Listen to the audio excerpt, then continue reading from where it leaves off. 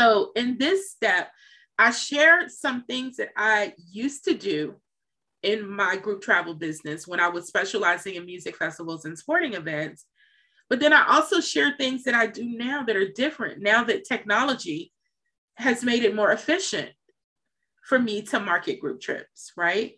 So, think about like both of those things. Like people, like I mentioned earlier about the extra airline seats that I sold and how I sold those on Craigslist.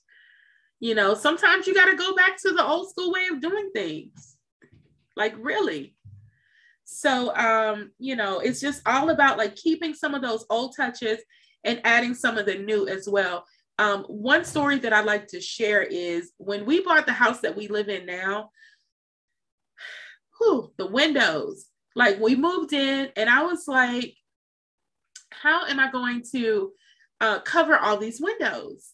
And so, because we moved from a condo, from a small condo, we didn't have that many windows and there were blinds at the condo when we moved in. So I didn't even have to worry about that.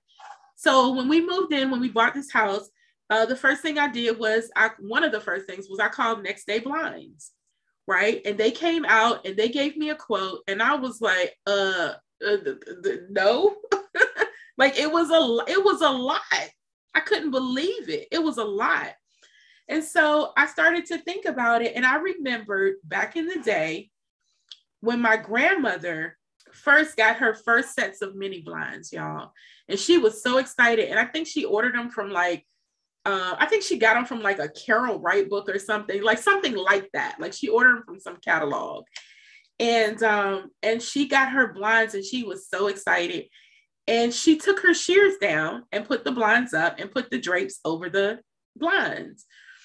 And I was like, I thought about it and I was like, she had shears on her windows for all these years.